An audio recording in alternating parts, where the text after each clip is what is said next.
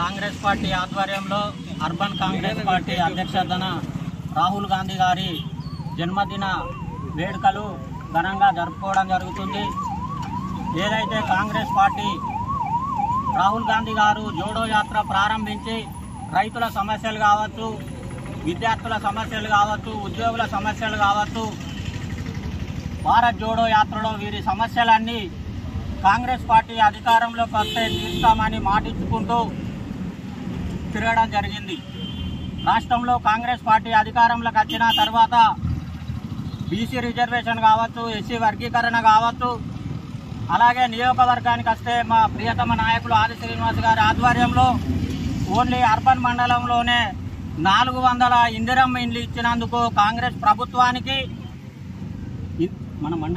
Urban మండలానికి 400 ఇండ్లు మంజూరు చేసినందుకు ఇప్పుడు మొదటి విడతగా వారికి అభినందనలు, ఎమ్మెల్యే గారికి శుభాకాంక్షలు తెలియజేసుకుంటూ అర్బన్ మండలం తరఫున కాంగ్రెస్ పార్టీ పేద ప్రజల పార్టీ. దయచేసి గ్రామాలలో చూస్తే 80% మించు ఇళ్లల్లో కరెంటు బిల్లు కడతలేరు. ప్రతి నెల 1200, 1500 వచ్చే కరెంటు బిల్లును ప్రతి ఒక్క కుటుంబానికి ప్రతి నెల పింఛన్ లెక్క కరెంటు బిల్లు మాఫీ చేసిన ఘనత కాంగ్రెస్ ప్రభుత్వాన్ని.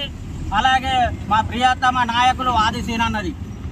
అలాగే మహిళా సోదరులకు బస్సు ఫ్రీ పెట్టాం, 500కు సిలిండర్లు పెట్టాం, సన్న బియ్యం పెట్టాం. కొందరు అంటా ఉంటారు ఎక్కడో కొందరు ప్రభుత్వం ఏం చేస్తుందని. ఇవన్నీ కనిపిస్తలేవా? ప్రజలల్లో కాంగ్రెస్ పార్టీకి ఆదరణ పెరుగుతుంటేనే కొందరు పని కల్పించుకొని విమర్శలు చేస్తూ ఉన్నారు.